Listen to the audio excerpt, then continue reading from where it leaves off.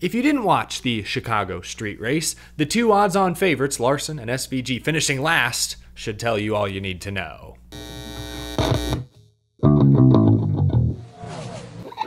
How's it going, y'all? My name is Eric. Welcome to Out of the Groove Chicago Street Race. I'm not in Chicago anymore, as you can see. I actually couldn't stay for the Cup race today. Was there yesterday for the beautiful Xfinity Series event. But to hopefully make up for my absence, I decided to pull my old Wrigley Field cap out of the closet. Also got, sort of this Wrigley green ivy colored t-shirt on. I'm doing my best. I'm trying to stick with the theme here. Let's talk racing. But before we get to the finish itself, plenty of drama there. I don't know about you guys. I'm not superstitious, but I'm starting to feel a little stitious. This race must be cursed. 2 years in a row, the Chicago street race has been heavily impacted by severe weather. And this year, it just toyed with us. I went to bed last night looking at the radar, looking at the forecast, 10 to 20% chance of afternoon showers. I can rock with those odds. Should have known better. Total bummer for the second year in a row. Nothing makes me more miserable than going on social media during a NASCAR weather delay. It makes me sad seeing other fans so sad. It upsets me seeing other fans just looking for someone or something to blame. And it was even less fun, I think, this year because Shane Van Gisbergen, the story coming in, crashed out just before the midway red flag. SVG was the fan favorite all weekend. I was there yesterday. He got more cheers than Kyle Larson did during driver intros. Every pass he made inside the top 5 had fans up and out of their seats hooting and hollering. A lot of people were there today to see if SVG could go back to back. Saturday to Sunday, 2023 to 2024. Parody is fun here and there. We love to talk about it, but ultimately, greatness is what gets Americans to buy a ticket or gets them to a television set. Tiger Woods for golf, greatness. Caitlin Clark in college, greatness. Tom Brady, Patrick Mahomes, greatness. Kyle Larson attempting the Indy Charlotte double, greatness. SVG was the only driver this weekend who had a shot at greatness. So seeing him get wrecked early in extremely wet conditions by an 18th in points driver, just making an innocent mistake, was extremely anticlimactic and disheartening. And you could see fans tuned out, fans left. SVG's absence, I think, made that rain delay even harder to stomach. But like I said, during rain delays, a lot of fans are just looking for someone to blame. And I saw a lot of fans blaming NASCAR for the late start time. 3:30 p.m. Central, that's 4:30 Eastern. I want to make two things clear. First, it's actually TV who sets the start times. NBC pays the big bucks. They get to decide the time slots. They had IndyCar racing leading into the big NASCAR Chicago weekend. Was a ratings win last year. They wanted to maximize it tonight. Prime time. TV, the past few years especially, has favored these later start times.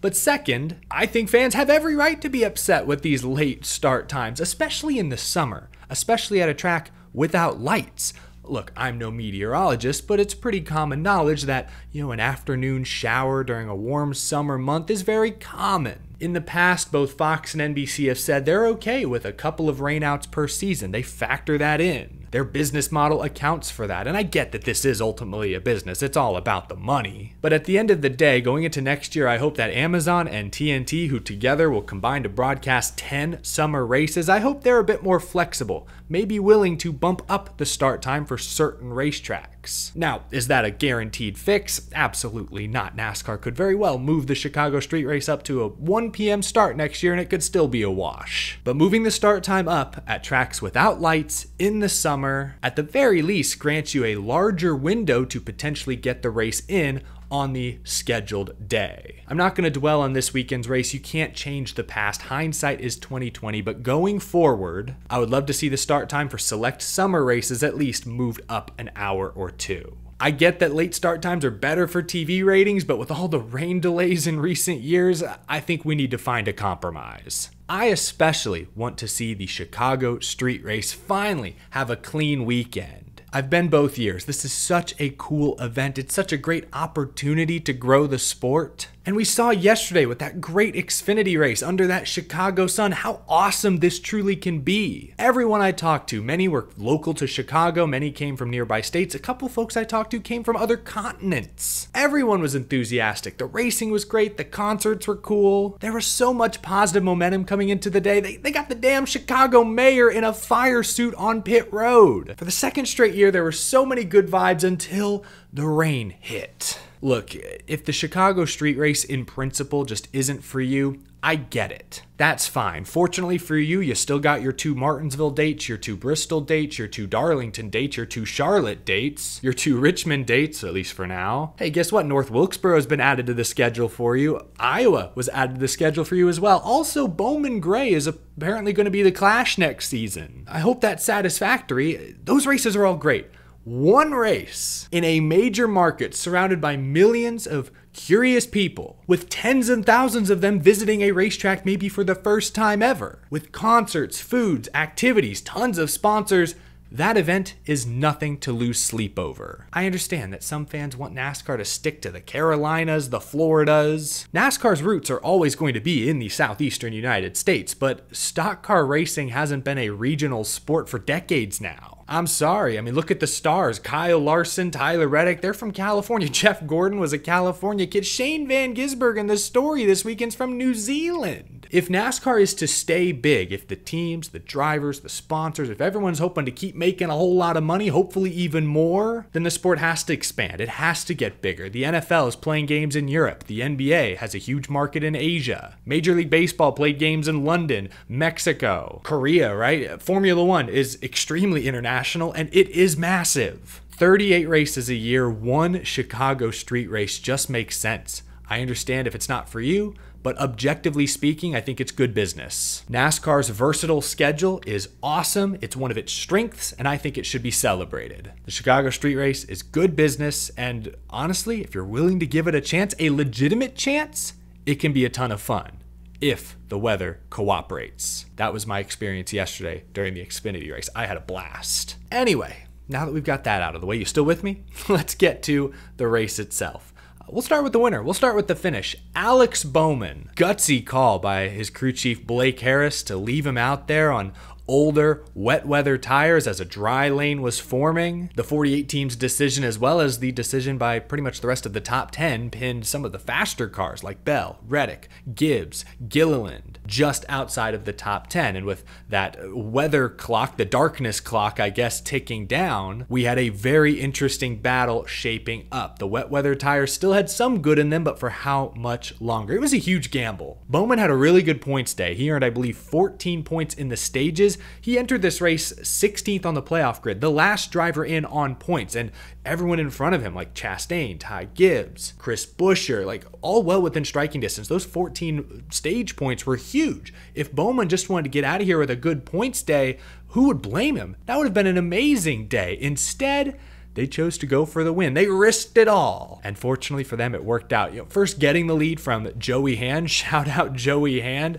was an impressive move. That pass to the inside, I didn't know if the 48 would get it to stick. Bowman did. Good job. A lot of good fortune fell Bowman's way for sure. The moment Christopher Bell, back around 8th or 9th place, the moment his tire seemed to kick in, there was a caution for Josh Berry hitting the wall for like the 20th time. That wasted precious seconds off the clock. Then just as Bell was starting to break into the top 5, he gets caught up in a crash. Stenhouse Truex around. Bell gets hooked. Ugh. Heartbreak for Christopher Bell, 2nd year in a row in this race. He led the most laps here a year ago, looked to be in position to win once again today.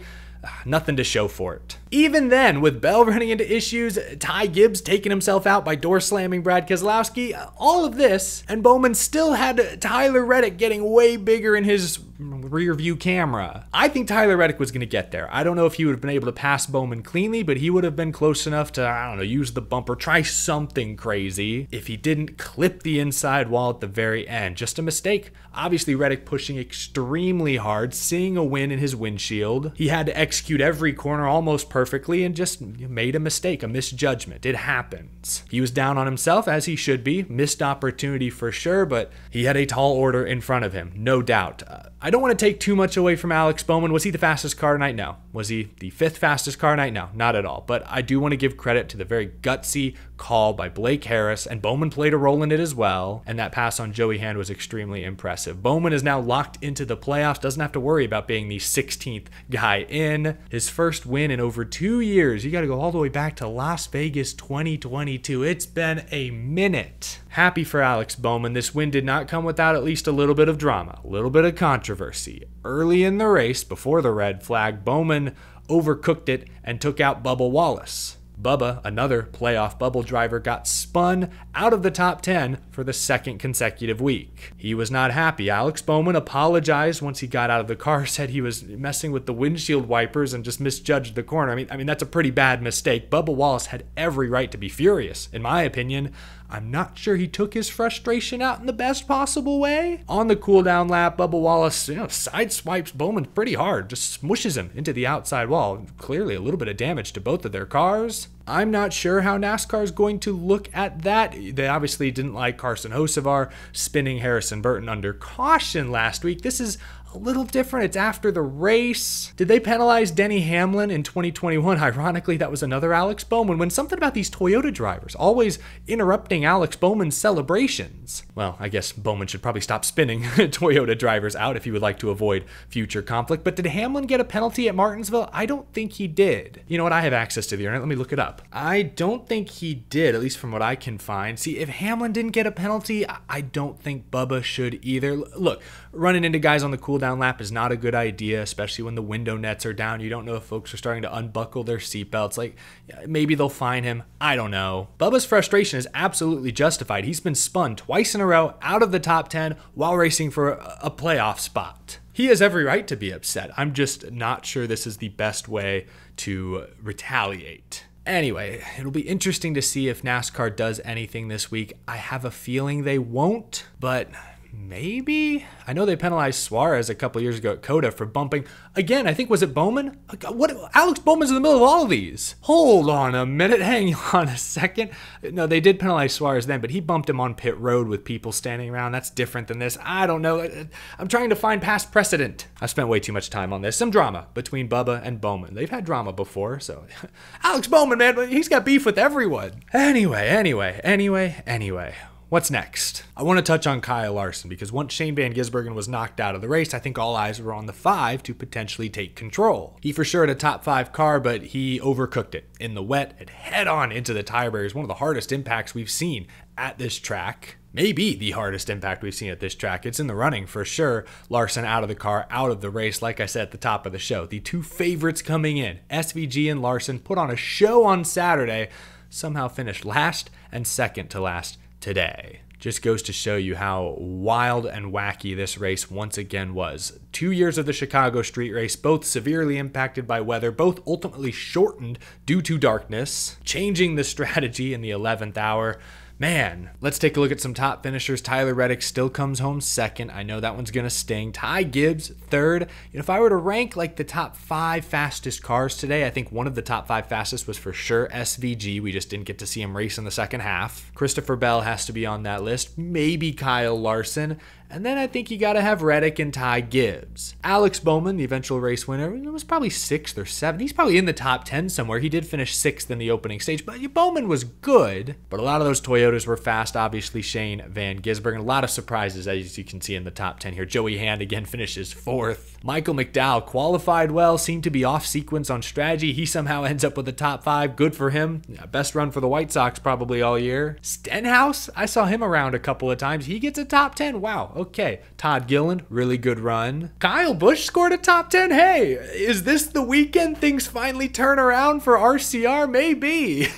Bubba still finished 13th. Yeah, there you go. You can see the top 15 finishers right there. Actually, let's flip this around and look at the points. Bubba Wallace has every right to be upset with Bowman for spinning him out, but all things considered, this was a good points day for the 23 team. Even though Alex Bowman won the race, Bubba somehow gained a few points on the cut line. Obviously, 45 back, still a huge deficit to make up. Bubba's got to be thinking win to get in, but that's worth noting. If someone like a Busch, a Gilliland, a Briscoe, a Berry, someone below the cut line, if they win, gosh, that battle from like 13th, 14th on back is going to be tight. Alex Bowman, fortunately, thanks to the win tonight, will no longer be a part of that battle. He has got his ticket. Before we wrap things up, let's put this race on the Groovy Gauge.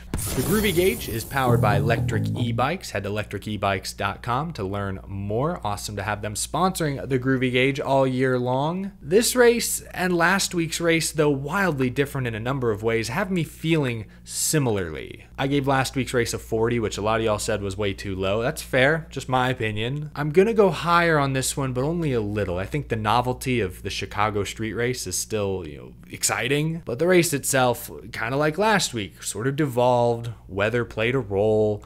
weird strategy allowing maybe not the fastest cars to squeak out good finishes. I don't mind that a little. I just don't like seeing it every single week. And Bowman, again, not a top 5 car most likely, but he was a top 10 car. He was good. Just sucks that maybe the best car, again, the show, got wrecked out by no fault of his own before halfway. SVG getting wrecked out right before that red flag made the red flag even harder to sit through. And Bell charging up there late and getting wrecked again by no fault of his own. Like, it just a lot of fluky deals wrecking out good cars. Kind of frustrating to watch, but I'm going to go, you know what, I'll go 48 in honor of Alex Bowman's big win. It's a little higher than last week. Still not a great score. Kind of, I don't really know how to feel about this. I'm one way or another. 48% on the groovy gauge for the Chicago street race. Can we get a clean, green, sunny Sunday for this one next year, please? Please. I do believe there will be a year 3 of the Chicago street race. That's just my take. I have no inside information on that, but it was originally a 3-year deal. I think the city could opt out, but I think they'll stick with it. And I'm excited about that. I hope it does get a 3rd year. 3rd time's the charm. Fingers crossed. Leave a like on this video if you enjoyed. Subscribe for more NASCAR content, commentary, race recaps, and so much more. And a huge thank you to my very generous Patreon supporters. Really appreciate you guys. Thanks for your support all year long. I hope you all have a wonderful start to your week. I will see you again tomorrow. Thanks for watching, folks. Take care.